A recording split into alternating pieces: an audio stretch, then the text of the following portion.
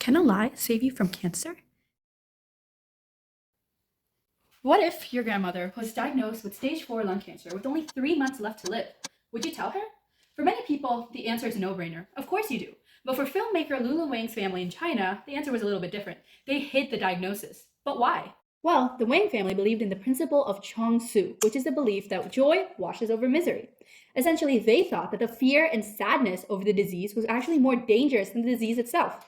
Scientifically, that sounds like a superstition. But the crazy part is, it actually worked. Even with Grandma's initial 3-month diagnosis, she was alive 6 years later to see Wang's movie premiere. How is that possible? Is it magic?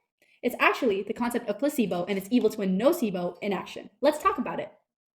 You might think placebo is imaginary, but research shows it's actually a distinct neurobiological event. It begins here in the dorsolateral prefrontal cortex, the brain's center for expectation. Once you believe you're receiving treatment, the cortex signals your ancient pain centers to turn off the alarm.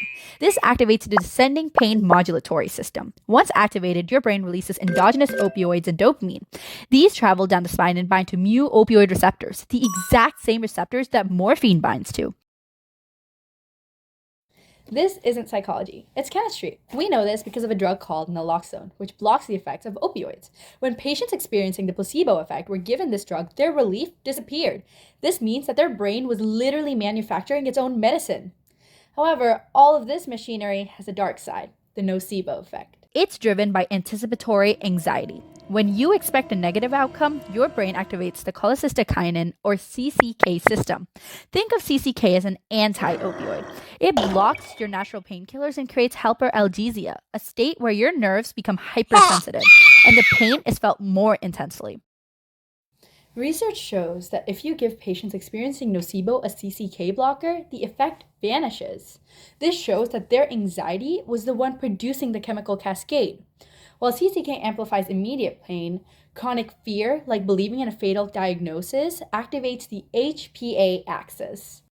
The hypothalamus signals to your adrenal glands to flood the body with cortisol, your stress hormone.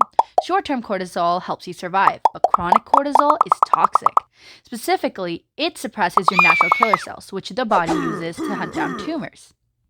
So, by hiding the diagnosis, the Wang family actually protected Grandma from experiencing the nocebo effect, in turn helping her keep her defenses up. So, did a lie save Grandma?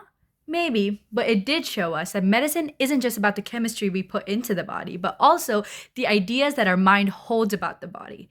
If our mind can do all of this, what other powers does it hold?